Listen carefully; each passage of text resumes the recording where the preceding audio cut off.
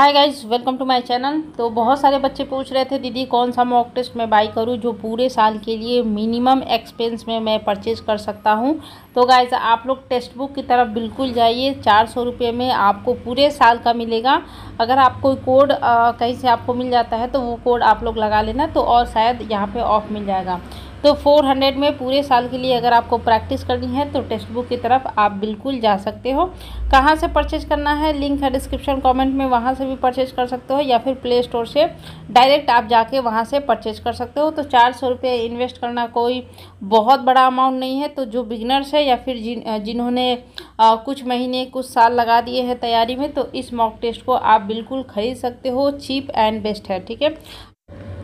Crisis in Caucasus. अब यहाँ पे क्या है, क्राइसिस मतलब क्या होता है। सबसे पहला हमारा क्वेश्चन ये उठ के आना चाहिए कि क्राइसिस मतलब होता है अपना आपदा। आप लोग लिखते चलना जो आपको याद नहीं हो रहा है। हालांकि मैं आपको 30 वोकैब तो इसमें से याद कराकर ही आपको विदा करूँगी। ओके, तो काकेशस मतलब क्या होता है, क्राइसिस मतलब होता है आपदा। काकेशस अपना क्या है, एक कंट्री का नाम है। ओके, तो क्या करा है कि आपदा आई हुई है कहाँ पर, काकेशस में। अब ये कैसी क्राइसिस है, कैसी आपदा है, इसके बारे में हम पढ़ाई करेंगे। Armenia and Azerbaijan must workout. Workout मतलब होता है काम करना, ठीक है, वर्क करना, काम करना, किसी प्रॉब्लम पर काम करना। मस्ट वर्कआउट अ lasting cease fire. Cease fire मतलब होता है क्या, संघर्ष विराम। यानी कि अगर कोई लड़ाई हो रही है दोनों देश के बीच में, तो उस लड़ाई का विराम यानी कि उस पर फुल स्टॉप लगाना कहलाता है अपना सीज फायर। और लास्टिंग मतलब होता है जो लंबे समय तक चले, यानी कि टिकाऊ।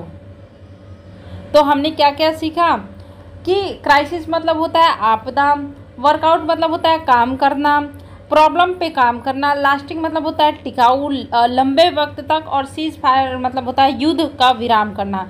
तो यहाँ पे क्या कर रहा है कि आर्मेनिया और अजरबैजान जो है उनको काम करना चाहिए। मस्ट का मतलब क्या होता है, चाहिए। उनको काम करना चाहिए। किस चीज़ पे काम करना चाहिए कि उनके पास एक सॉल्यूशन हो। किस चीज़ का सॉल्यूशन, युद्ध विराम का। और वो सॉल्यूशन क्या होना चाहिए, लास्टिंग होना चाहिए, यानी कि लंबे समय तक टिकाऊ होना चाहिए। तो हमने क्या सीखा, वर्कआउट मतलब होता है तैयार करना या फिर रेडी करना या फिर काम करना। ओके, लास्टिंग मतलब क्या होता है, टिकाऊ, permanent, enduring, persistent, durable. Okay, cease fire संघर्ष विराम। हमने 3 पढ़ लिया और 3 का हमने क्या कर लिया, फिर से रिवीजन कर लिया। तो ये हमारा आज का आर्टिकल है कि जो भैया आर्मेनिया और अजरबैजान है उनको काम करना चाहिए युद्ध विराम की तरफ। और वो युद्ध विराम कैसा होना चाहिए, लास्टिंग होना चाहिए। अब यहाँ पे सीज फायर क्या है, नाउन है। और नाउन की विशेषता कौन बताता है, एडजेक्टिव ही बताता है। अब कैसे पता चला कि नाउन है ये अपना, क्योंकि आर्टिकल अ लगा है। और आर्टिकल अ किसके पहले लगता है, अपना नाउन के पहले लगता है। देखो ये नाउन दिया हुआ है ना। और लास्टिंग क्या है, टिकाऊ, यानी कि जो संघर्ष विराम होना चाहिए वो कैसा होना चाहिए, टिकाऊ। तो इसकी विशेषता बता रहा है ना। कोई भी वर्ड का अगर नाउन है, उस वर्ड का कोई वर्ड अगर आपको विशेषता बताता है या फिर अवगुण बताता है, खामियां बताता है, वो कौन बताता है, एडजेक्टिव ही हमेशा बताता है, ठीक है। The violent border clashes. Clashes मतलब क्या होता है, झगड़ा लड़ाई, ठीक है। क्या हो रहा है कि वायलेंट मतलब क्या होता है, उग्र, बहुत ही ज़्यादा तेज। ओके, तो जो वायलेंट बॉर्डर क्लैशेज है, जो बॉर्डर के बीच में, बॉर्डर के ऊपर जो क्लैशेज हो रही हैं, जो लड़ाइयाँ हो रही हैं, किसके किसके बीच में। अगर यहाँ पे फिर देखो बिटवीन के साथ हमेशा उसका फ्रेंड क्या होता है, एंड होता है। बिटवीन के साथ आप कोई भी दूसरा उसका दोस्त नहीं लगा सकते हैं, ठीक है। तो यहाँ पे बिटवीन के साथ आप सोचोगे कि और लगा दूँ, जैसे आर्मेनिया एंड अजरबैजान और लगा दूँ बीच में, तो वो पॉसिबल नहीं है। बिटवीन के साथ हमेशा क्या आएगा, एंड ही आएगा। तो जो क्लैशेज हो रहे हैं, जो लड़ाई हो रही है, वो किसके बीच में हो रही है, इन दोनों कंट्री के बीच में रही है। Have rage. अब यहाँ पे देखो हैव आया ना, तो आखिर पूछोगे कि यहाँ पे हैव क्यों आया, क्योंकि हम यहाँ पे बात करें, हमारा मेन सब्जेक्ट क्या है, क्लैशेज है। जो झगड़ा लड़ाइयाँ हो रही है वो उन्होंने उस झगड़े लड़ाइयों ने क्या किया है, रेज कर दिया है, बढ़ा दिया है। क्या कर दिया है, रेज कर दिया है। तो हम सब्जेक्ट वर्ब एग्रीमेंट में सबसे पहले क्या ढूंढते हैं कि हमारा सब्जेक्ट क्या है। वो सब्जेक्ट अगर सिंगुलर है तो उसका वर्ब उससे एग्री कर रहा है कि नहीं कर रहा है। तो सब्जेक्ट कैसे ढूंढेंगे, सब्जेक्ट हम अगर ढूंढना है तो हम पूरे सेंटेंस में देखेंगे कि हमारा किसके विषय पे बात किया जा रहा है ना, कि आखिर हमारा मेन मुद्दा क्या है। तो हमने बोला कि भैया लड़ाई हो रही है, कहाँ पे लड़ाई हो रही है, बॉर्डर पर लड़ाई हो रही है, किसके बीच में, आर्मेनिया और अजरबैजान के बीच में लड़ाई हो रही है। तो ये जो लड़ाइयाँ हैं ना, यही हमारा मेन सब्जेक्ट है। पहचानने का तरीका नंबर 1। दूसरा तरीका नंबर 1 कि द आर्टिकल आया है, अगर नाउन आया है, आर्टिकल द के बाद क्या आएगा, नाउन आएगा, ठीक है। उसके बाद नाउन आएगा तो नाउन अपना क्या है, हमेशा और हमेशा सब्जेक्ट का ही काम करता है। तो सब्जेक्ट हमारा क्या है, प्लूरल है, इस वजह से यहाँ पे हैव लगा। तो ये जो झगड़ा लड़ाई है, इसने क्या किया है, रेज कर दिया है, यानी कि आगे बढ़ा दिया है। रेज मतलब क्या करना, इंक्रीज कर देना। क्या इंक्रीज कर दिया है, फियर्स। फियर्स मतलब होता है डर, डर को बढ़ा दिया है किस चीज़ में, ऑफ अनदर वन वार, यानी कि एक अलग दूसरा वार के लिए भाई यह डर बढ़ गया है किसके किसके बीच में, आर्मेनिया और अजरबैजान के बीच में। तो यहाँ पे जो अपनी दो कंट्री की बात की गई है, आर्मेनिया और अजरबैजान, वो किसके अंदर आता है, काकेशस के अंदर आता है। और दोनों के बीच में बॉर्डर पे क्या हो रही है, बहुत बड़ा युद्ध हो रहा है, क्लैशेज हो रही हैं। युद्ध नहीं बोल सकते हैं, क्लैशेज। क्लैशेज मतलब होता है झड़प, है ना, तू मैं करना।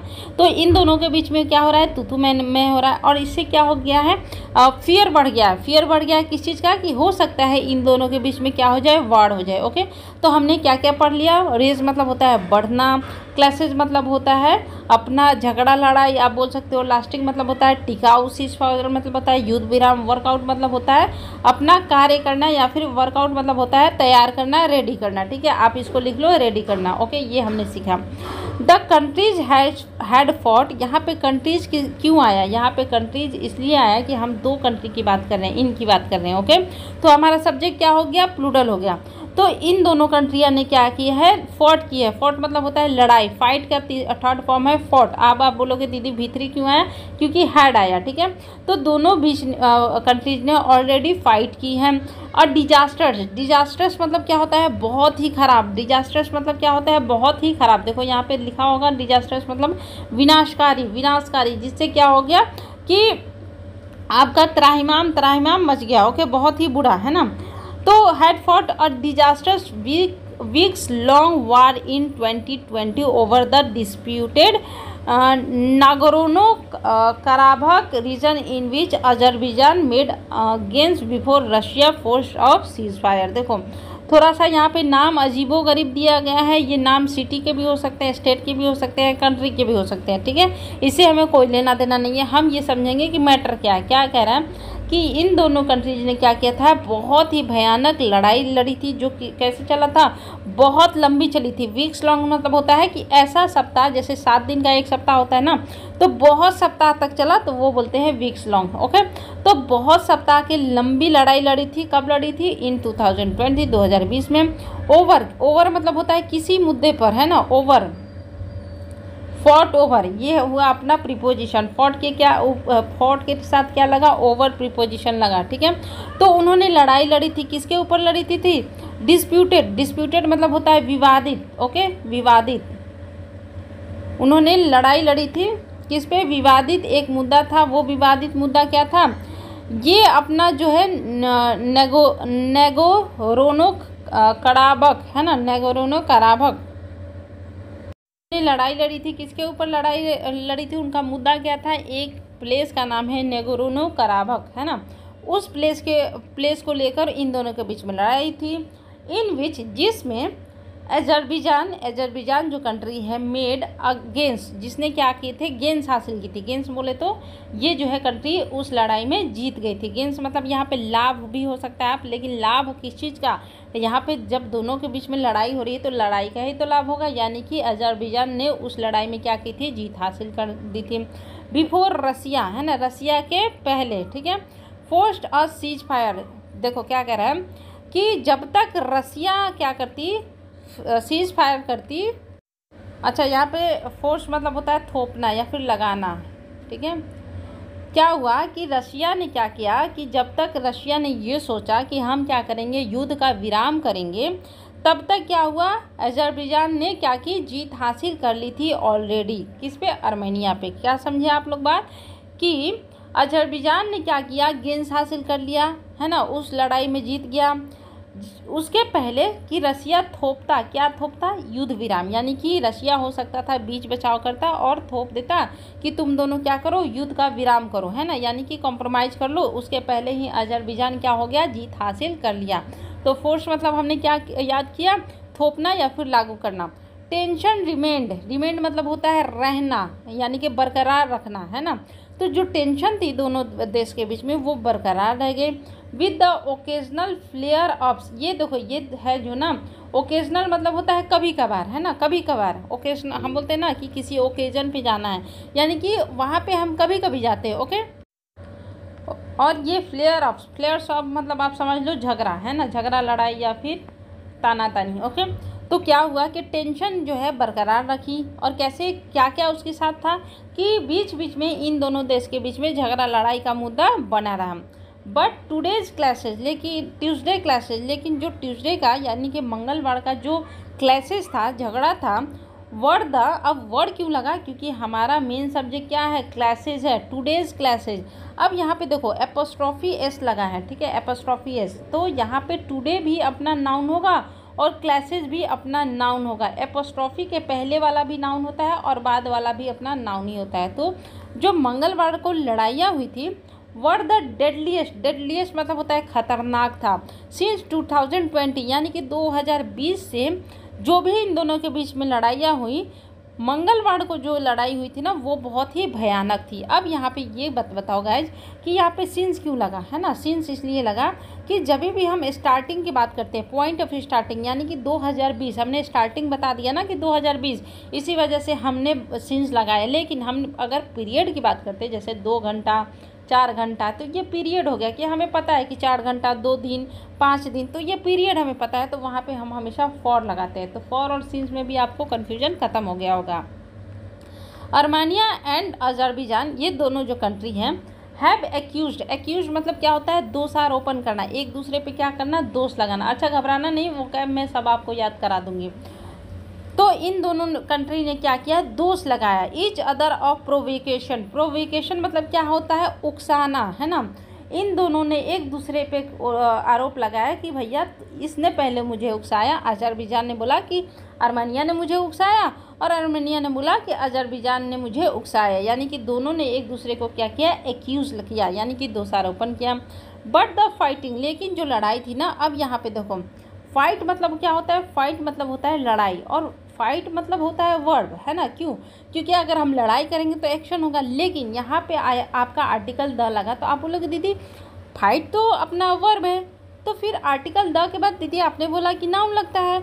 लेकिन सुनो मेरी बात, आर्टिकल द के बाद या फिर कभी भी वर्ब को हम सब्जेक्ट बनाते हैं, नाउन की तरह यूज़ करते हैं, तो उसमें हमेशा और हमेशा ING जोड़कर ही करते हैं। तो क्या बोल रहा है कि लेकिन ये जो लड़ाई थी, फाइटिंग थी, तो फाइटिंग अपना मेन सब्जेक्ट हो गया।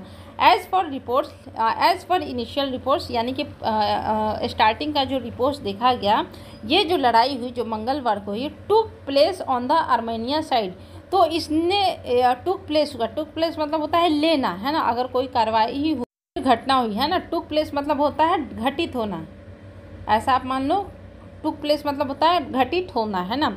तो इनिशियल रिपोर्ट्स ये बताती है कि ये जो लड़ाई घटित हुई, ये किससे हुई, आर्मेनिया के साइड से ही स्टार्टिंग की गई। एंड आर्मेनिया ने क्या किया, टुक, इसने लिया हेवियर कैजुअलिटीज़, है ना, इसने क्या, तो यहाँ पे कैजुअलिटी मतलब क्या होता है, जनहानि, ठीक है, जनहानि, यानी कि जहाँ पे सबसे ज़्यादा मृत्यु हुई, लोगों को सबसे ज़्यादा हानि हुई, उसको बोलते हैं कैजुअलिटीज़, ओके। तो क्या कह रहा है कि आर्मेनिया ने ही स्टार्ट किया था और आर्मेनिया ने ही बहुत बड़ी जनहानि उठाई थी, यानी कि वहाँ पे ही सबसे ज़्यादा नुकसान किया गया हो गया था, ओके। अब यहाँ पे ये पूछो दीदी, यहाँ पे V2 क्यों लगा, टुक क्यों लगा, और यहाँ पे फिर से टुक क्यों लगा। देखो अभी हम बात कर रहे हैं ट्यूसडे की, और ये ट्यूसडे की घटना हाल फिलहाल की है। तो कोई भी घटना पास्ट में हाल फिलहाल की होती है तो वो सिंपल पास्ट में जाती है, और सिंपल पास्ट हमेशा किस में होता है, V2 फॉर्म में होता है, ठीक है गाइज, याद रहेगा ना। अच्छा चलो, अब इतना अच्छा लगा मेरा वीडियो यहाँ तक, तो चलो लाइक कर दो ताकि मुझे पता चले कि तुम लोग मेरी वीडियो को पसंद कर रहे हो और एडिटोरियल की क्लासेस को पसंद कर रहे हो। चलो जल्दी जल्दी लाइक करो।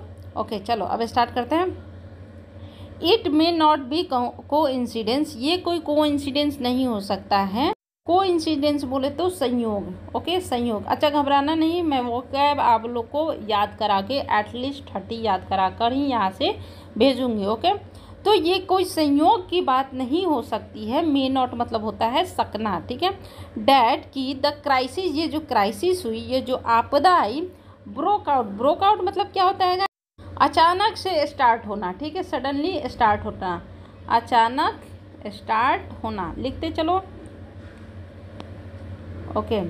क्या कह रहा है कि ये कोई संयोग की बात नहीं है कि के लिए यहाँ पे डैट आया कि ये जो क्राइसिस है ये अचानक से स्टार्ट हो गया एट ए टाइम, उस समय पर, व्हेन रसिया, जब रसिया, अर्मेनिया सिक्योरिटी एले, रशिया क्या है, अर्मेनिया की सिक्योरिटी एले है। एली मतलब क्या होता है, साथी, मित्र, यानी कि रसिया जो है अर्मेनिया का सिक्योरिटी को लेके, जो भी वहाँ पे सिक्योरिटी होगी, सिक्योरिटी अपने हर देश की अपनी अपनी सिक्योरिटी होती है ना, तो रशिया सपोर्ट करता है किसको, अर्मेनिया को, किस चीज़ में, उसकी सिक्योरिटी में, उसका साथी है। हैज़ बीन स्ट्रगलिंग, है ना, वो क्या कर रहा है कि स्ट्रगल कर रहा है ना बहुत ज़्यादा। अब यहाँ पे पूछो दीदी हैज क्यों लगा, मैं तुम लोगों से पूछती हूँ हैज क्यों लगा। मेन सब्जेक्ट हमारा यहाँ पे रसिया से स्टार्ट हो गया है ना, रसिया हमारा मेन सब्जेक्ट हो गया कि रसिया क्या कर रहा है, हैज़ बीन स्ट्रगलिंग, वो स्ट्रगल कर रहा है, वो जद्दोजहद कर रहा है किस चीज़ की, टू होल्ड, वो रोक सके, क्या रोक सके, इट्स गेन, उसका जो गेन है, उसकी जो प्रॉफिट है, उसका जो बेनिफिट है, इट्स किसके लिए लगा, रसिया के लिए लगा। क्यों, क्योंकि रसिया ना तो मेल है ना तो फीमेल है, तो जब भी जेंडर हमें नहीं पता हो तो हम वहाँ पे इट्स लगाते हैं, है ना। तो क्या कह रहा है कि भैया रसिया क्या कर रहा है, वो स्ट्रगल कर रहा है कि वो लाभ हासिल कर सके, उसे कुछ प्रॉफिट हो इन यूक्रेन, कहाँ पे, यूक्रेन में, यानी कि रसिया सोच रहा है कि हम यूक्रेन से दोस्ती बढ़ाएं और वहाँ से कुछ हमें क्या हो, बेनिफिट हासिल हो। पूरा मुद्दा क्या है हम लोग यहाँ तक पढ़ने के बाद फिर से समझेंगे। Armenia is a member of Russia led collective security treaty organisation. जो अर्मेनिया है ना वो क्या है, मेंबर है, रसिया में एक ऑर्गेनाइजेशन है सिक्योरिटी ट्रीटी ऑर्गेनाइजेशन, उसका क्या है, अर्मेनिया मेंबर है। हुज नाटो लाइक चार्टर स्टुपलेट्स, स्टुपलेट्स मतलब निर्देश देना, ठीक है, इसका मतलब होता है निर्देश देना, ओके। तो क्या कह रहा है कि भैया रसिया में है क्या, नाटो है ना, और वो क्या करता है, चार्टर स्टिपुलेट्स करता है, यानी कि अधिकार पत्र, है ना, इसका मतलब होता है अधिकार पत्र, इसको याद करने की जरूरत नहीं है, ओके। तो वो क्या करता है, नाटो अपना क्या करता है, अधिकार पत्र निर्धारित करता है। क्या निर्धारित करता है कि डैट, नाटो क्या कहता है कि एन अटैक, कोई भी अटैक, अब ये सोचने वाली बात है कि अगर अटैक होगा तो किसी के अगेंस्ट में ही होगा, तो अटैक के साथ हमेशा प्रीपोजिशन अगेंस्ट आता है, याद रखना आप लोग, याद रहेगा ना, ठीक है।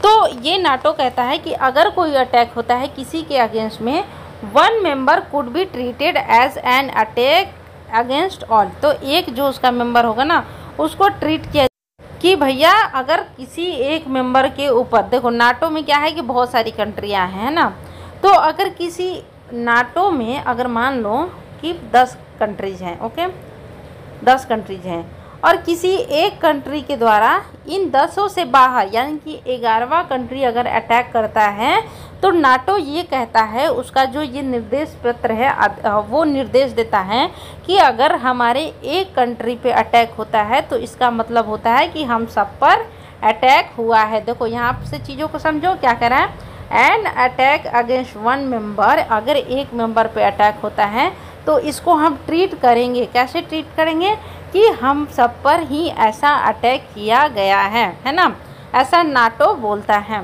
Armenia had turn to Russia for help, Armenia किधर गई, मदद के लिए रसिया की तरफ गई। बट मॉस्को रिस्पॉन्स, लेकिन जो मॉस्को का रिस्पॉन्स था वो कैसा था, वर फार कॉशियस, यानी कि कॉशियस था कि रशिया पहले से ही सतर्क थी, ओके। अगर किसी भी दो कंट्री के बीच में झगड़ा लड़ाई होगा तो तीसरी कंट्री भी तो सतर्क हो जाएगी ना। तो अर्मेनिया गई रशिया के पास कि भैया तुम मुझे मदद दो, लेकिन मॉस्को क्या था, पहले ही से सतर्क था। It for de-escalation and claimed that it had brokered another ceasefire। और ये क्या बोला कि भैया तुम दोनों क्या करो, डी एस्केलेशन करो। डी एस्केलेशन मतलब होता है झगड़ा लड़ाई कम करना, ओके। एंड क्लेम्ड, और उसने दावा किया कि डैट इट हैड, इसने क्या किया है, किसने दावा किया, रशिया ने दावा किया। और रशिया ने ये बोला कि हमने डी एस्केलेशन का प्रयास किया, और क्लेम किया रशिया ने कि हमने ब्रोकर का काम किया। ब्रोकर बोले तो ब्रोकर्ड मतलब होता है कि बीच बचाव का काम किया है ना, तो हमने बीच बचाव करके अनदर सीज फायर कर दिया, यानी कि हमने युद्ध पे विराम लगा दिया। अब पूरा मैटर क्या है ये हम समझते हैं। इसके पहले हम क्या करते हैं, एक बार वोकैब अपना रिपीट कर लेते हैं ताकि आप लोगों को याद हो जाए। तो यहाँ पे देखो ये हमने पढ़ लिया, तो यहीं से हम लोग डायरेक्ट अपना रिपीट कर लेंगे वोकैब। अब यहाँ पे ब्रोकर मतलब क्या होता है, to arrange something such as a deal, यानी कि कुछ ऐसा अरेंज करना जो डील की तरह हो, है ना। आप बोलते हो ना कि ब्रोकर ने हमारा ये काम कर दिया, ब्रोकर के पास गए तो हमारा वो काम हो गया, है ना। तो वो क्या करते हैं, अरेंज करते हैं कि आपका क्या हो जाए, सॉल्यूशन निकल जाए, ओके। इसके बाद अपना क्या है, डी एस्केलेशन। डी एस्केलेशन मतलब क्या होता है, रिडक्शन इन वार, है ना, रिडक्शन इन वार। याद कर लो दोस्तों, डी एस्केलेशन मतलब होता है लड़ाई में कमी। कॉशियस मतलब क्या होता है, सतर्क, ओके। स्टिपुलेट मतलब होता है निर्दिष्ट करना, इसको याद करने की जरूरत नहीं है। नाटो लाइक, ये भी याद करने की जरूरत नहीं है। एल, ये बहुत बार एग्जाम में पूछा जाता है, इसका मतलब होता है दोस्त मित्र। वर्कआउट, ये आ सकता है एग्जाम में, इसको याद करो। वर्कआउट मतलब होता है तैयार करना, डेवलप करना। लास्टिंग, टिकाऊ, ये तो आपको पता ही होगा। सीज फायर बहुत ही इंपॉर्टेंट है, इसको याद कर लेना। संघर्ष विराम। डिजास्टर्स मतलब होता है विनाशकारी। फोर्स मतलब होता है थोपना। ओकेजनल मतलब होता है कभी कभार। फ्लेयर ऑफ मतलब होता है एंग्री डिस्प्यूट, यानी कि झगड़ा लड़ाई बोल दो। एक्यूज मतलब होता है दोषी लगाना। प्रोवोकेशन मतलब होता है उकसाना। टेक प्लेस मतलब होता है घटित होना। कोइंसिडेंस मतलब होता है संयोग। और ब्रेकआउट मतलब होता है सडनली स्टार्ट होना, ठीक है, सडनली स्टार्ट होना, ओके। तो फिर से हम बोलेंगे कि क्या होता है, वर्कआउट मतलब होता है तैयार करना। लास्टिंग मतलब होता है लंबा। सीज फायर संघर्ष विराम। ब्रोकआउट मतलब होता है सडनली, ठीक है, क्या होता है सडनली, देखो सडनली शुरू होना, अचानक स्टार्ट होना। ब्रोकआउट मतलब होता है ब्रेकआउट होता है ना, तो ब्रेकआउट का यहाँ पे यूज़ किया हुआ है ब्रोकआउट मतलब होता है सडनली स्टार्ट होना। प्रोवोकेशन उकसाना। कैजुअलिटी मतलब होता है जनहानि, यानी कि नुकसान होना। एक्यूज मतलब होता है दोषारोपण। एले मतलब होता है दोस्त। कॉन्सिडेंस मतलब होता है संयोग। टुक प्लस मतलब होता है घटित होना। फोर्स मतलब होता है थोपना। डिजास्टर मतलब होता है भयानक। क्लैशेस मतलब होता है झगड़ा लड़ाई। ओकेजनल मतलब होता है कभी कभार, ओके। तो इतना तो आपको याद हुआ ना, ये बताओ कितना याद हुआ। हमने अभी तक 20 वो कैब पढ़े, 20 में से हमने कितने छोड़ दिए, 1 छोड़े, 2 छोड़े और 3 छोड़े, है ना। तो 3 हमने छोड़ दिए, यानी कि 17 हमें क्या हो गया, याद हो गए। 17 याद हो गए कि नहीं बताओ, अभी तक 17 याद हुए कि नहीं। याद हो गए तो चलो लाइक कर दो ताकि मुझे पता चले, ओके। अब ये मत बोलना दीदी लाइक क्यों बोल रही हूँ, क्योंकि इससे ये होता है कि पता चलता है कि आप लोग कितना समझ रहे हो, ओके।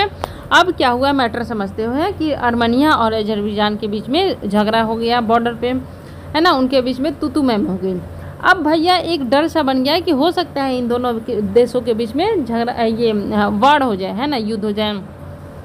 अब इन दोनों देशों ने क्या किया था, एक बहुत भयानक लड़ाई लड़ी थी, कब, 2020 में, है ना, इस क्षेत्र के लिए, जिसमें क्या हुआ था, अजरबैजान ने क्या किया था, जीत हासिल कर दी थी, है ना। और रशिया का प्लान क्या था कि वो क्या करे, थोप दे युद्ध विराम, यानी कि दोनों को रोक दे, है ना। उसके पहले ही अजरबैजान ने वहाँ पे जीत हासिल कर ली थी, ओके। अब क्या है, दोनों के बीच में टेंशन हमेशा समय पर बना रहा है। लेकिन मंगलवार को जो लड़ाई हुई है ना, वो क्या थी, बहुत ही भयानक थी। जितनी भी लड़ाइयाँ हुई 2020 से, यहाँ पे बोल रहे हैं ना कि समय पर दोनों के बीच में लड़ाइयाँ हुई, तो बहुत सारी लड़ाइयाँ हुई थी 2020 से। तो उन सारी लड़ाइयों में मंगलवार को जो लड़ाई हुई थी ना, वो क्या थी, डेडलीस्ट थी, ठीक है। अब ये जो अर्मेनिया है और अजरबैजान है, उन्होंने एक दूसरे को आरोप लगाया है कि तुमने मुझे उकसाया, तो वो बोल रहा है तुमने मुझे उकसाया। लेकिन जो ये लड़ाई थी ना, पहली रिपोर्ट जो ग्राउंड लेवल पर जाके पता चलती है कि घटित होना, ये जो घटना हुई है ना, ये अर्मेनिया के साइड पे आर्मेनियन साइड से हुई थी। आर्मेनियन साइड ने क्या हुआ था कि स्टार्टिंग तो कर दिया, लेकिन वहाँ पे बहुत ही ज़्यादा जनहानि भी हुई थी, है ना। अब ये कोई संयोग की बात नहीं हो सकती है कि ये जो क्राइसिस है ना उस समय पे स्टार्ट हुई, घटित हुई, है ना। सडन स्टार्ट होना, ब्रोकआउट मतलब होता है सडन स्टार्ट होना, है ना। उस समय ये कोई संयोग की बात नहीं है कि ये घटना, ये जो लड़ाई हुई उस समय पे स्टार्ट हुई जब रसिया, जो कि आर्मेनिया का सबसे बड़ा सिक्योरिटी एले है, वो क्या कर रहा है, स्ट्रगल कर रहा है कि वो क्या करे, यूक्रेन पे क्या करे, जीत हासिल कर सके, है ना, जीत हासिल कर सके। यूक्रेन और रशिया में अभी क्या चल रहा है, लड़ाई, है ना। तो रशिया क्या कर रहा है कि वो सोच रहा है कि हम यूक्रेन पे जीत हासिल कर लें, और इसी बीच में इन दोनों देशों के बीच में लड़ाई हो रहा है। तो ये कोई इंसिडेंस की बात नहीं हो सकती है। आर्मेनिया जो है एक मेंबर कंट्री है किसका, नाटो का। और नाटो में अगर जितने भी कंट्री हैं, किसी एक कंट्री पे अगर हमला होता है ना, तो बाकी के कंट्री सोचती है कि हमारे ऊपर हमला हुआ है। यानी कि आर्मेनिया जो है रशिया वाले नाटो में है, तो आर्मेनिया पे हमला हुआ तो रशिया ने ये सोचा कि हमारे ऊपर भी हमला किया गया है। समझ रहे हो ना चीज़ों को, क्योंकि नाटो का स्ट्रक्चर ही ऐसा बनाया गया है। अब क्या है कि आर्मेनिया जो है ना रशिया की तरफ गया कि भैया तुम मेरी हेल्प करो, लेकिन जो मॉस्को है ना वो क्या था, मॉस्को पहले से ही क्या था, वो सतर्क था, है ना, कि भैया दोनों के बीच में लड़ाई हो रही है, तो अब हमें क्या करना चाहिए। हर देश सतर्क रहता है, अगर दो देशों के बीच में लड़ाई होगी तो तीसरा देश सतर्क रहेगा ही। It call for de escalation, इसने क्या बुलाया, रशिया ने बोला कि तुम लोग भैया दोनों देश क्या करो, युद्ध का विराम करो, युद्ध में कमी करो। और इसने क्लेम किया, रशिया ने क्लेम किया कि इसने ब्रोकर का काम किया है युद्ध विराम में। ओके, आगे पढ़ते हैं। द डिस्प्यूट क्या है, लड़ाई, है ना। अब यहाँ पे लड़ाई क्या होगी, नाउन हो गई, क्यों, क्योंकि हमारा आर्टिकल हो गया, और मेन सब्जेक्ट क्या हो गया, हमारा डिस्प्यूट हो गया, याद रखना दोस्तों। ओके, तो ये जो लड़ाई थी ना ओवर नोगोरोनो कराबाख, है ना, ये कोई रीजन है, कोई क्षेत्र है जिसके ऊपर लड़ाई हुई थी। Goes back to the pre Soviet area, है ना। तो यहाँ पे गोज क्यों रहता है, क्योंकि हमारा मेन सब्जेक्ट क्या है, डिस्प्यूट है। अब बोलोगे दीदी ये बैक टू का मतलब क्या होता है। ओके, यहाँ पे अपना जो बैक टू मतलब होता है कि हमने जो पीछे स्टार्ट किया था फिर से दोबारा से वैसा ही स्टार्ट करना। ओके, तो हमने ये जो डिस्प्यूट है ना, प्री सोवियत एरिया है, एरा है ना, एरा मतलब होता है युग, है ना, और सोवियत मतलब होता है, देखो युग एक अपना जैसे होता है ना, मध्यकालीन युग, आधुनिक युग, वैसा ही उधर ऐसा कुछ करके होता है। उतना मुझे भी नहीं समझ में आ रहा है, लेकिन हाँ ये हमको देखो, आर्टिकल का ये मतलब नहीं होता कि आपको एक एक वर्ड है, जैसे अपना सोवियत है तो ये उन्हीं को ज़्यादा समझ में आता है, जिनको कंट्रीज़ के बारे में, वहाँ के जो अपना एरा होते हैं उनके बारे में पता चले।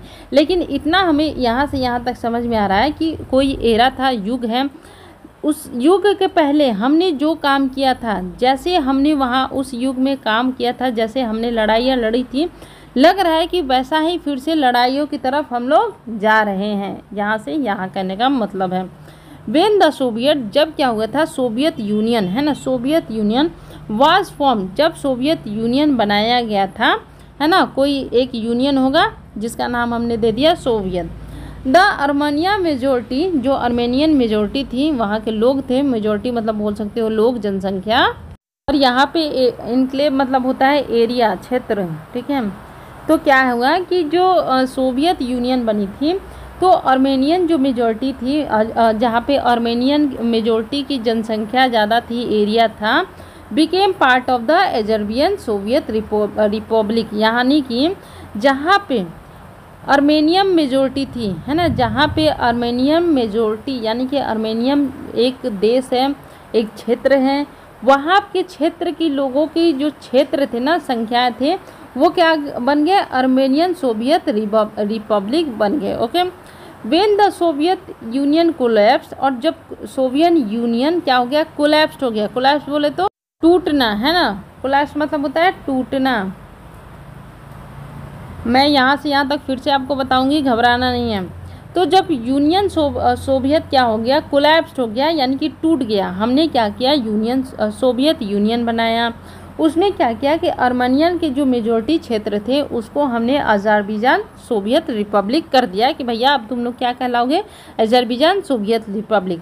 लेकिन जब ये यूनियन टूट गया एंड और क्या हुआ, Armenia on Azerbaijan became independent Republic. तो क्या हुआ, जब ये सोवियत यूनियन टूट गया तो जो अर्मेनिया है और जो अज़रबैजान है ये दोनों क्या हो गए, अलग अलग हो गए, अलग अलग इनके रिपब्लिक्स हो गए। यानी कि अर्मेनिया को अज़रबैजान में मिला दिया गया था जब ये सोवियत यूनियन बना।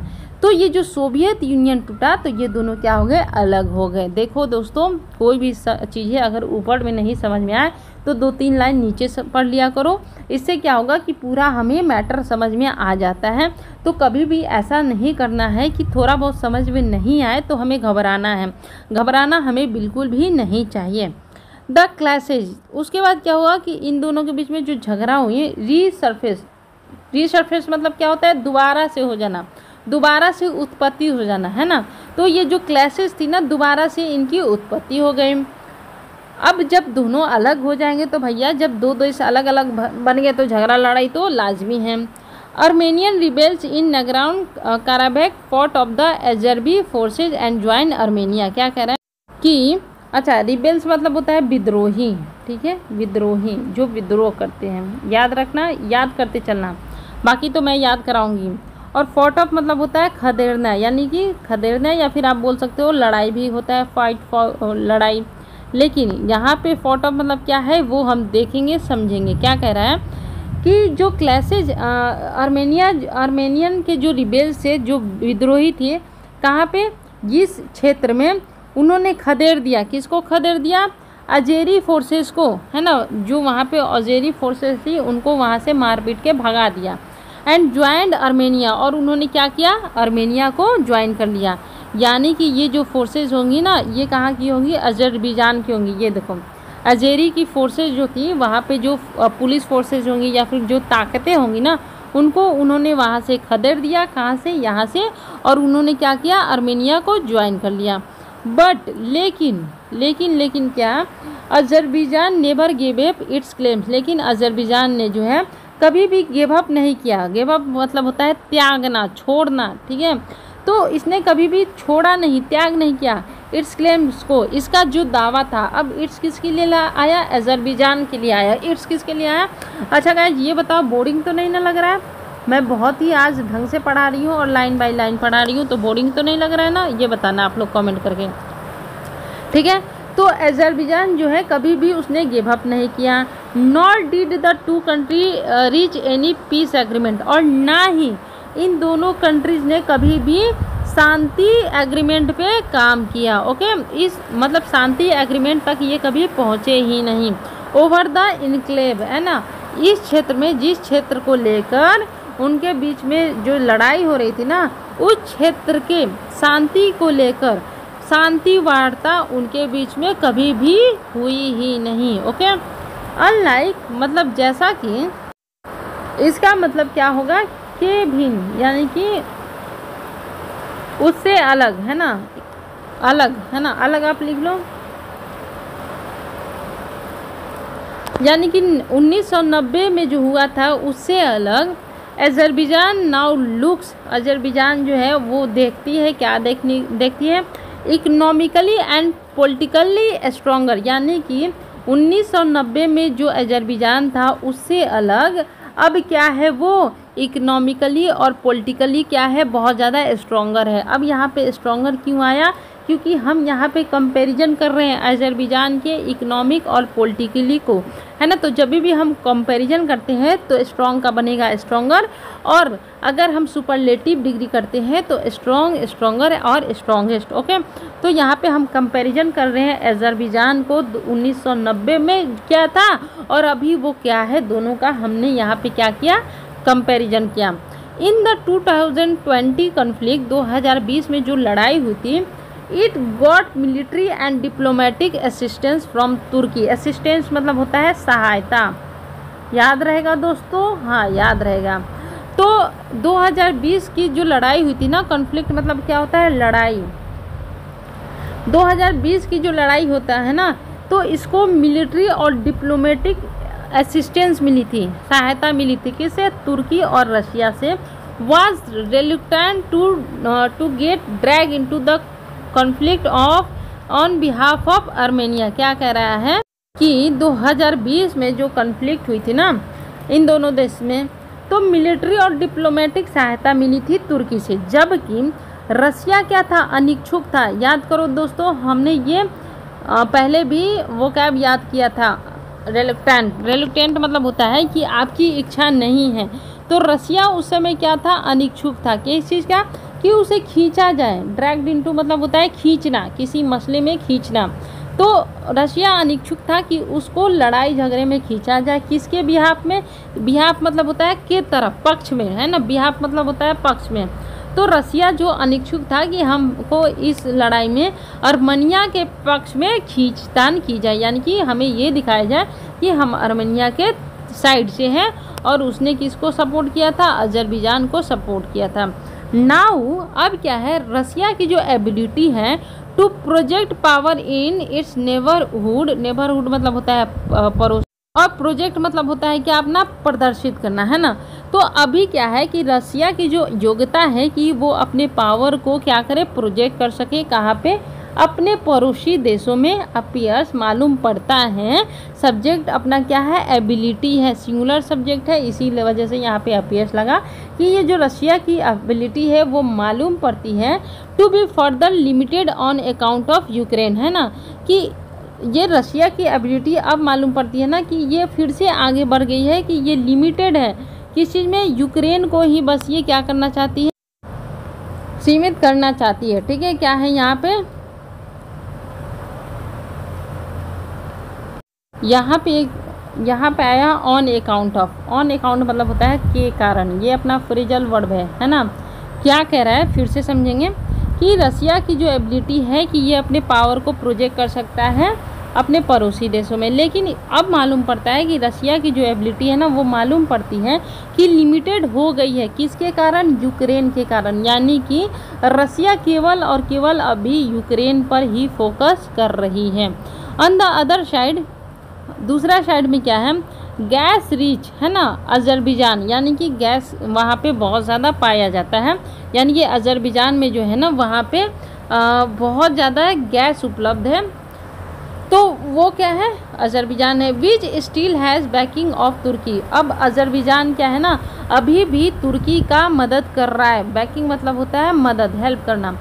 रसिया जो है अपने पड़ोसी को हेल्प कर सकता है, लेकिन यूक्रेन के कारण अभी रशिया क्या कर रहा है? बस यूक्रेन पे फोकस कर रहा है। दूसरे साइड में ये देखा जाए कि अजरबैजान जो है ना वो तुर्की को अभी सपोर्ट कर रहा है। Is being courted by the EU for increase gas supplies. क्या कर रहा है? इसको कोट किया जा रहा है। जो अजरबैजान है ना जो तुर्की को हेल्प कर रहा है, तो इसको यूई के द्वारा ये कोट किया जा रहा है। कोट मतलब होता है, कोटेड मतलब ये होता है कि किसी की खुशामद करके, चापलूसी करके उसका सपोर्ट हासिल करना या फिर उसको मदद है अपना फ्रेंड बनाना, है ना। तो जो अजरबैजान जो तुर्की को हेल्प कर रहा है, तो EU है ना, EU भी एक संगठन है जिसके बहुत सारे कंट्रीज मेंबर होते हैं, जो बोल रहा है कि भैया ये क्या कर रहा है? इंक्रीज गैस सप्लाईज, यानी कि EU में जो है गैस सप्लाई बहुत ज़्यादा बढ़ गई है। ओके, दिस रीजनल डेवलपमेंट्स, ये जो रीजनल डेवलपमेंट है, डेवलपमेंट यानी कि जो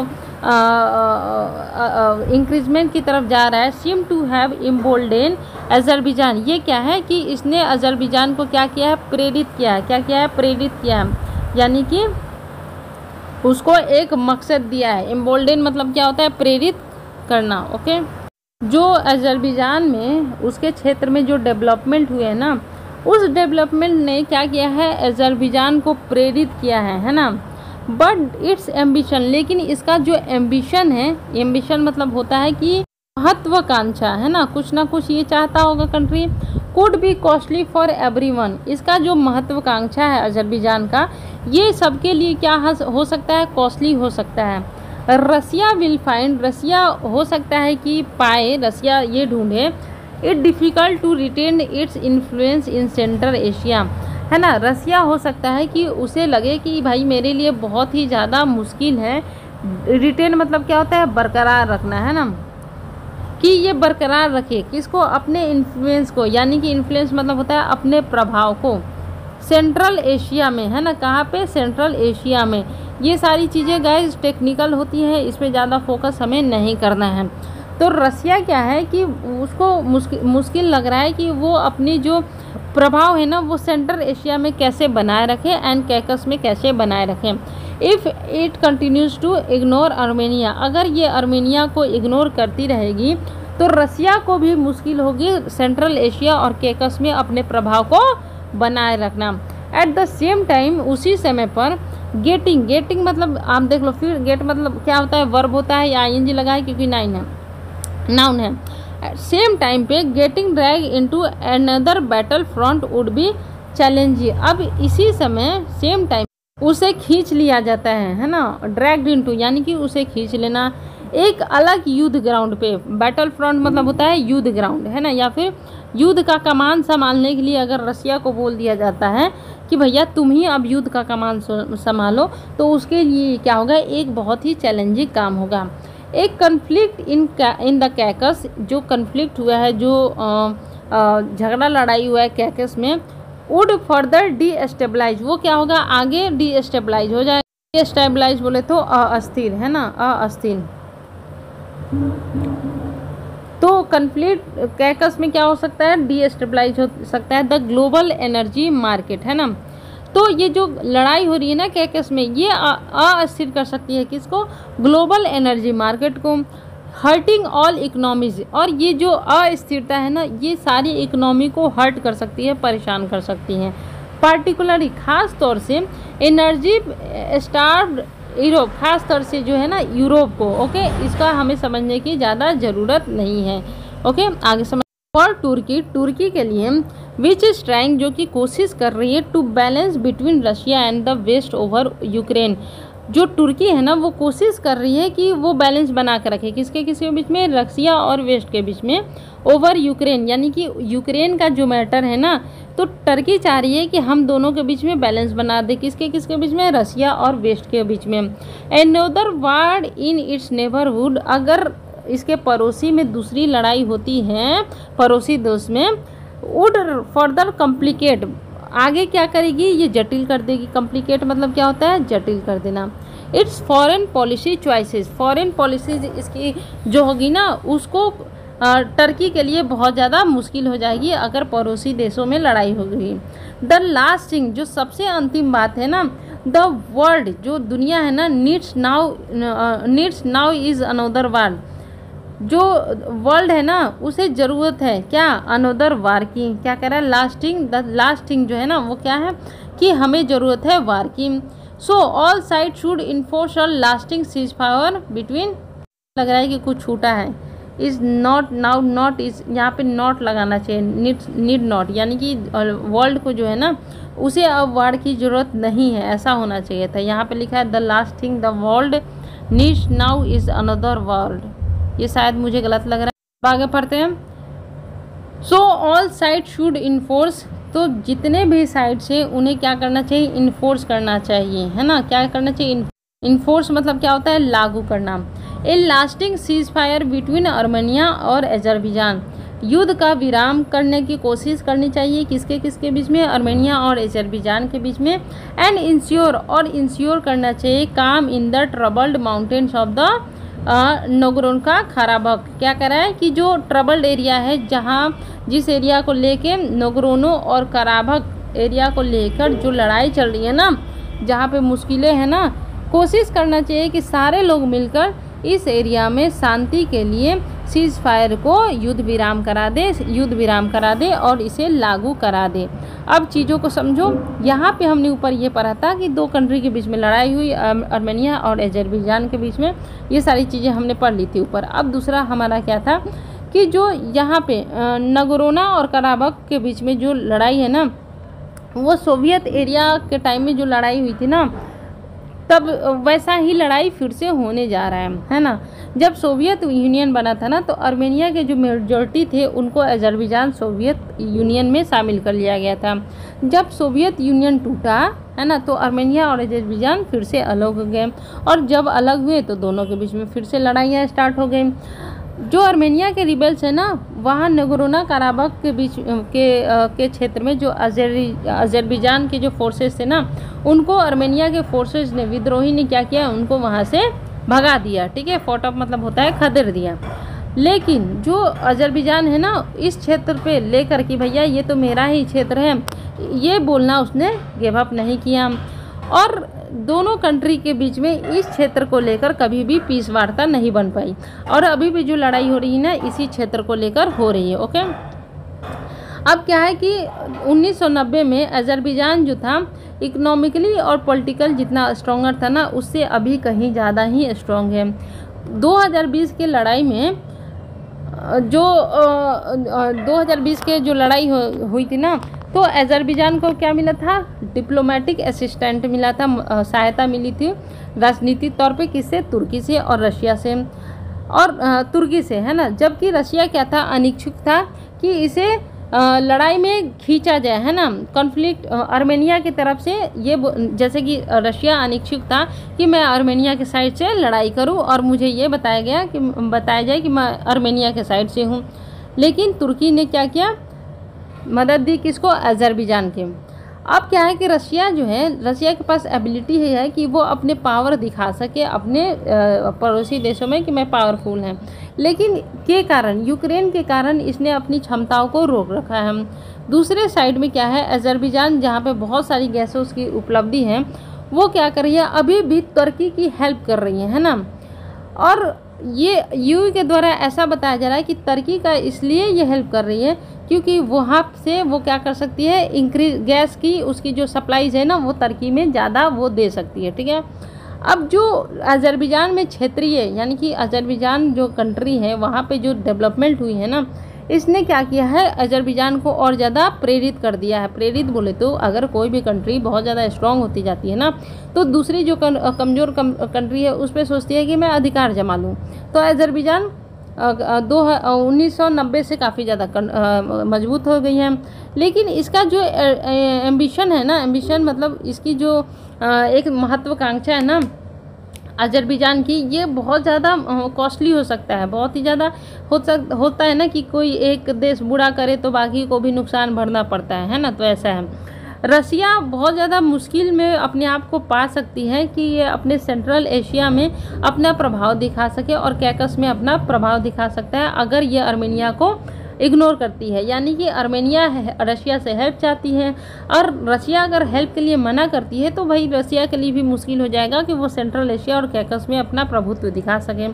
सेम टाइम पे अगर इसे युद्ध के लिए बोला जाता है, रशिया को बोला जाता है कि तुम युद्ध की कमान संभालो, युद्ध कमान संभालो, ये भी रशिया के लिए एक बहुत ही ज़्यादा चैलेंजिंग काम होगा। यानी कि रशिया अगर युद्ध में घुसता है तो भी चैलेंजिंग, अगर नहीं जाता है तो भी चैलेंजिंग। अब जो लड़ाई है कैकस में, है ना, ये क्या कर रही है कि डीस्टेबलाइज कर दिया है, यानी कि अस्थिर कर दिया है किसको, ग्लोबल एनर्जी मार्केट को, और सारी इकोनॉमी को इसने क्या कर दिया, हर्ट कर दिया है। यानी कि इकोनॉमी बाकी देशों की भी खराब होती जा रही है। पार्टिकुलरली खास तौर से बात की जाए तो यूरोप के, तुर्की के लिए जो कि ट्राई कर रहा है क्या कि वो बैलेंस बना के रखे, किसमें, रशिया और यूक्रेन में। ये नहीं चाहती कि दूसरा वार हो, है ना, जो कि क्या हो, मुश्किलें बढ़ा दे। इसका जो तुर्की का जो है फॉरेन पॉलिसी है ना, चॉइसेस, उसके लिए तुर्की के लिए मुश्किलात बढ़ा दे। इसलिए रशिया तुर्की चाह रही है कि रशिया और यूक्रेन में क्या हो जाए, दोस्ती हो जाए या फिर समझौता हो जाए। अब क्या है कि दुनिया जो है दूसरा वार नहीं चाहती है ना, अनदर, यानी कि कोई और वार नहीं चाहती है।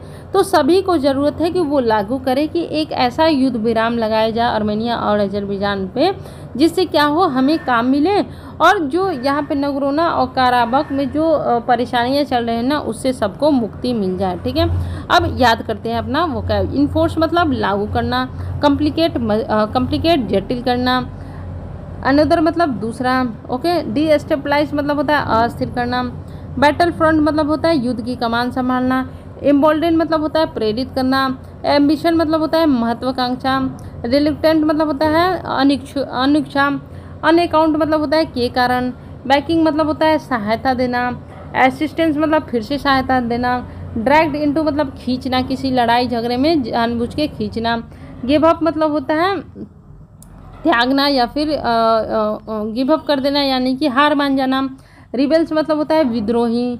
फॉट ऑफ मतलब क्या होता है, मैंने क्या बताया था, फॉट ऑफ मतलब खदेड़ देना, ठीक है, फॉट ऑफ मतलब खदेड़ देना। कोलैप्स मतलब गिर जाना या फिर नीचे आ जाना।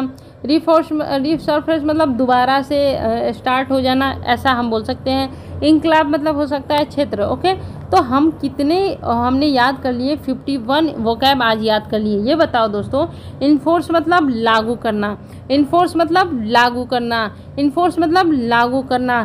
कॉम्प्लिकेट मतलब जटिल बनाना, ये हमने 2 याद कर लिए। इसके बाद डीस्टेबलाइज अस्थिर करना। बैटल फ्रंट युद्ध का मोर्चा संभालना। ड्रैग्ड इनटू, ड्रैग मतलब होता है खींचना, ड्रैग्ड इनटू मतलब किसी बात को ज़बरदस्ती से खींचना किसी सिचुएशन में। प्रोजेक्ट मतलब होता है प्रदर्शन करना। रेलुक्टेंट मतलब होता है अनिच्छुक। असिस्टेंस मतलब होता है सहायता। एम्बिशन मतलब होता है महत्वाकांक्षा। इम्बोल्डन मतलब होता है हौसला बढ़ाना। डेवलपमेंट मतलब होता है घटनाक्रम। इकोनॉमिकली मतलब होता है वित्तीय। अनलाइक मतलब होता है के विपरीत। गिव अप मतलब होता है छोड़ देना। बैकिंग मतलब होता है समर्थन देना। फाइट अप मतलब होता है खदेड़ देना। फाइट अप मतलब होता है खदेड़ देना। रिबल मतलब होता है विद्रोही। अन अकाउंट मतलब के कारण। लिमिटेड मतलब सीमित। रिसर्फेस मतलब फिर से होना। कोलैप्स मतलब होता है टूटना। इनक्लेव मतलब होता है क्षेत्र। एरा मतलब होता है युग। प्री मतलब होता है पूर्व। ब्रेकआउट मतलब होता है अचानक स्टार्ट होना, ब्रेकआउट अचानक स्टार्ट होना। कोइंसिडेंट सहयोग। टेक प्लेस घटित होना। प्रोवोकेशन उकसाना। एक्यूज दोष लगाना। इसके बाद ओकेजनल कभी कभार। डीएस्केलेशन कम करना। कॉशियस सतर्क होना। स्टाइपुलेट शर्त लगाना। चार्टर अधिकार पत्र। फोर्स थोपना, फोर्स थोपना। डिजास्टर्स विनाशकारी। सीज विराम संघर्ष विराम। लास्टिंग टिकाऊ। वर्कआउट तैयार करना। और एल समर्थन। देखो गाइस, सच बताऊँ तो मैंने भी आप ही के साथ ये सारे वोकैब याद किए हैं। अब मैं देखूंगी मुझे कितने याद हुए हैं, आप बताना आपको कितने याद हो गए, ठीक है।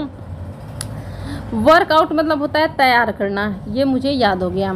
लास्टिंग मतलब होता है लंबा समय, दीर्घायु, याद हो गया। सीज फायर लंबे थी युद्ध विराम करना, ठीक है। क्लैशेस झगड़ा लड़ाई, याद हो गया मुझे। डिजास्टर्स याद हो गया मुझे, भयानक। फोर्स्ड मतलब होता है लागू करना, थोपना, ये मुझे याद हो गया, छठा याद हो गया, ठीक है। 6 मुझे याद हो गया। टुक प्लेस मतलब होता है लेना, टुक प्लेस मतलब होता है लेना। फाइटिंग मतलब होता है झगड़ा। टुक प्लेस यानी कि 8वां। टुक प्लेस मतलब घटित होना, ठीक है, यहाँ पे घटित होना, ये हम मुझे हो गया 7वां याद है ना, 7th ये मुझे याद हो गया। प्रोवेकेशन उकसाना 8वां। और इसके बाद ओकेजनल कभी कभार 9वां। डिजास्टर साइज मैंने बता दिया। एक्यूज मतलब होता है दोषी 10वां। ब्रोकआउट मतलब होता है सडन स्टार्ट होना 11वां। ओके, इसके बाद एल मतलब होता है साथी 12वां। कैजुअलिटी मतलब होता है जनहानि 13वां। इसके बाद अपना क्या होता है, ब्रोकर्ड मतलब होता है बीच बचाव करने वाला 14वां। स्केलेशन मतलब होता है बढ़ना, स्केलेश मतलब होता है किसी चीज़ का तीव्र होना, है ना, ये हो गया अपना 15वां, ठीक है। 15 तो मुझे यहाँ से याद हो गए हैं। अब आप बताओ आपको कितने याद हुए हैं। 15 डिस्प्यूट मतलब होता है झगड़ा, ये भी मुझे याद हो गया है। इसके बाद हो गया गोज बैक टू, ये छोड़ दो अपना। एरा, ये मुझे तो याद हो गया, आप लोग बताओ। फॉट ऑफ मतलब होता है खदेड़ना, ये तो मुझे याद हो गया, आप लोग बताओ। इनक्लेव मतलब होता है क्षेत्र, ये तो मुझे याद हो गया, आप लोग बताओ। कोलैप्स मतलब होता है गिरना ढह जाना, ये तो मुझे याद हो गया, आप लोग बताओ। रीसर्फेस दोबारा से हो जाना, दोबारा से घटित होना, ये तो मुझे याद हो गया। रिबल्स मतलब होता है विद्रोही, ये तो मुझे याद हो गया। गिव अप मतलब होता है छोड़ना, ये तो मुझे याद हो गया। अनलाइक मतलब होता है के भिन्न, ये तो मुझे याद हो गया।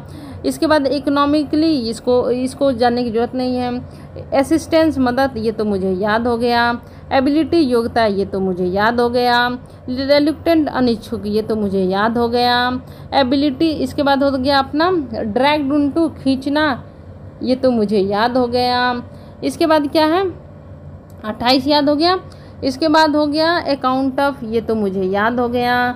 कोटेड मतलब होता है कि अच्छा इसको हटा देते हैं, ये तो मुझे याद हो गया। एम्बोल्डन मतलब होता है प्रेरित करना, ये तो मुझे याद हो गया। बैकिंग मतलब होता है सहायता, ये तो मुझे याद हो गया। डेवलपमेंट मतलब होता है उन्नति करना, ये तो मुझे याद हो गया। एम्बिशन मतलब होता है आपका एम्बिशन आपका महत्वाकांक्षा, ये तो मुझे याद हो गया। बैटल फ्रंट मतलब होता है युद्ध की कमान संभालना, ये तो मुझे याद हो गया। डीस्टेबलाइज मतलब होता है अस्थिर, ये तो मुझे याद हो गया। ठीक है, इसके बाद हो गया 35, मुझे तो याद हो गया, आप लोग बताओ। इसके बाद ये तो मुझे याद हो गया जटिल। इसके बाद होता है लागू करना, ये तो मुझे याद हो गया।